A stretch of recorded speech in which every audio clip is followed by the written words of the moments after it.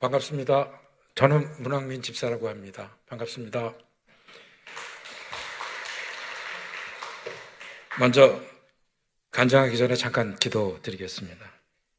하나님, 저로 간증하게 하여 주심에 감사드립니다. 저의 간증이 주님의 기쁨이 되는 간증이 되게 하여 주시옵고 날마다 순종하는 모습으로 늘 깨어있는 우리 모두가 되게 하여 주시옵소서.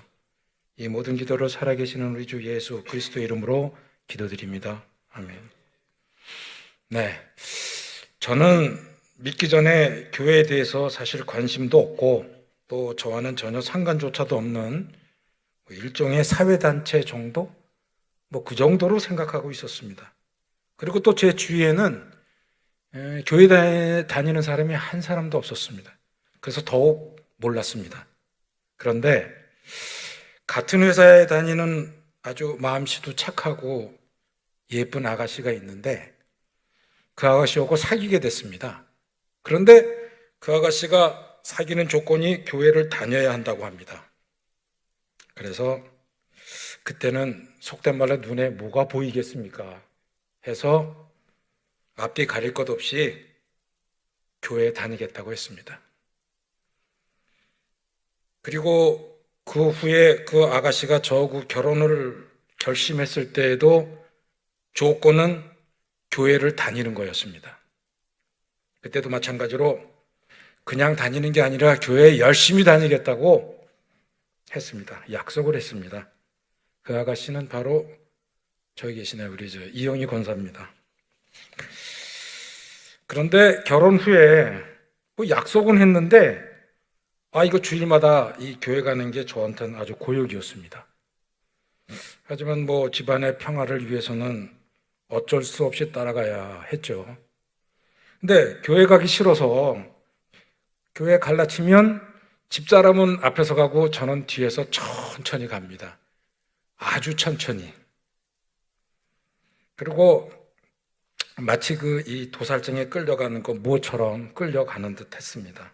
그리고 교회만 가면 안 좋은 모습만 보입니다. 아니, 안 좋은 모습만 보려고 했습니다. 예를 들자면 설교 시간에 조는 사람들이 있지 않습니까? 이런 것들이었죠. 그리고 집에 가서 집사람한테 이런 얘기를 합니다. 아니, 왜 저 사람은 교회에서 잠을 자냐? 교회에 왜 나오지? 그냥 집에서 편안하게 잠을 자지 굳이 왜 교회에 와서 잠을 자냐? 이건 비아냥입니다. 그리고 조롱 섞인 말도 그런 식으로 합니다. 제가. 이것은 일종의 반항이죠. 그러다가 믿음이 조금씩 생겨난 것은 우리 교회 분교 때 제가 기획팀과 방어팀에서 있으면서 교회를 지키시는 장로님들, 집사님들하고 같이 숙식하고 기도하고 하나님 말씀을 나누고 교제하면서 저도 모르게 믿음이 성장하고 있음을 느꼈습니다. 서서히 하나님을 알게 되었죠. 그리고 무엇보다 그동안 오래 참고 기다려주고 눈물로 기도해준 이영희 권사가 있었습니다. 이제 아까 목사님도 말씀하셨듯이 변화된 두 가지 모습에 대해서 제가 간략하게 말씀을 드리겠습니다. 첫 번째는 교회 분교 때 저희들이 배재고등학교 강당에서 예배를 드릴 때였습니다. 자동차를 가지고 주차를 하는데 주차 봉사하시는 집사님께서 이리 가라 저리 가라 뒤로 가라 옆으로 가라, 이 교회 가기 싫어서 억지로 끌려놓은 사람한테 그러니까 짜증이 나더라고요. 그래서 그분한테 그냥 인상을 쓰고 그냥 그런 적이 있었죠. 근데 이 양반은 그냥 무조건 죄송하대요, 저보고. 그리고 그 다음 주도 그렇고 그 다음 주도 그렇고 계속 죄송하답니다. 어떨 땐 제가 미안하더라고요. 그리고 어느 날 비가 많이 오는 날이었습니다. 그 배재고등학교 운동장 그 바닥이 굉장히 질퍽거렸고 그런 상황에서 이분은 비를 홀라당 맞고 그냥 이리 뛰고 저리 뛰고 하시더라고요. 그날은 정말 그분 말 잘 들었습니다. 이리 가려면 이리 가고 저리 가려면 저리 가고. 그리고 처음으로 그분한테 제가 아이고 고생이 많으십니다고 그렇게 말씀을 드렸습니다. 그리고 저는 그날 중대한 결심을 합니다. 앞으로 어떠한 경우 다른 봉사는 다 해도 차량 봉사는 절대로 안 한다. 다짐을 했습니다. 그런데 지금 제가 주차봉을 들고 우리 성도님한테 이리 가세요, 저리 가세요, 앞으로 가세요, 뒤로 가세요, 옆으로 가세요. 그리고 죄송합니다. 이러고 있습니다. 그래서 차량 봉사는 절대로 안 한다고 그랬는데, 그렇게 다짐을 했는데, 사실 지금 제가 그거를 왜 하고 있는지 저도 이해를 잘 못하겠습니다. 왜냐하면 차량 봉사할 때 어떤 특별한 동기도 없었고, 특별한 계기도 없이 그냥 어느 날 갑자기 차량 봉사를 하고 싶어서 그냥 한 채 망설임도 없이 찾아가서 차량 봉사를 하겠다고 했습니다. 그게 시작이었습니다. 하지만 저는 지금도 그때 선택에 대해서 참 잘했다고 생각하고 있고, 단 한 번도 후회한 적이 없고, 즐겁고 항상 감사한 마음으로 봉사에 임하고 있습니다. 그리고 앞으로도 걸을 수 있을 때까지 계속해서 차량 봉사를 하고자 합니다. 이어서 두 번째, 역시 교회 분기 때 일입니다. 교회를 지키기 위해서 교회 로비에서 교대로 밤을 새는 날이 있었습니다. 어느 날인가 아주 무지하게 추운 겨울 날씨로 기억이 됩니다.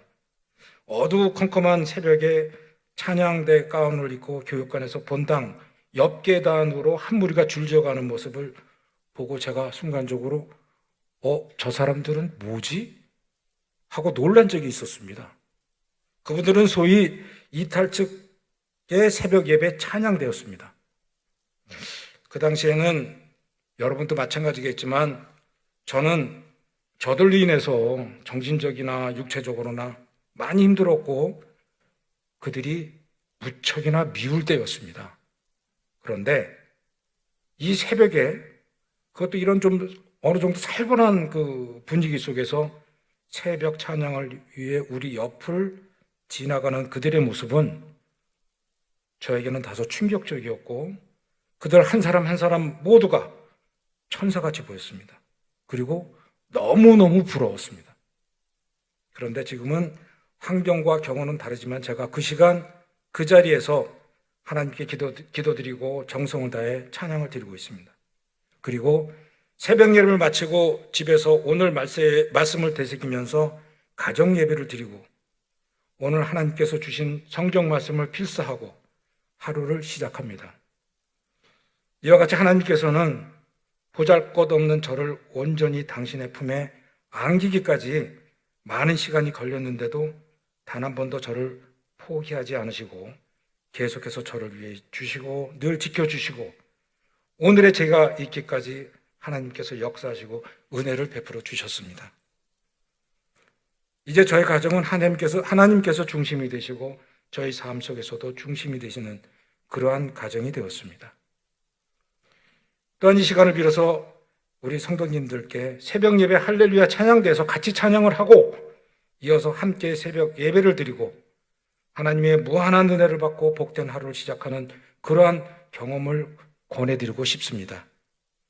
그토록 하나님께서 저에게 잠언 15장 9절의 말씀을 주셨습니다. 사람이 마음으로 자기의 길을 계획할지라도 그의 걸음을 인도하시는 이는 여호와이시니라.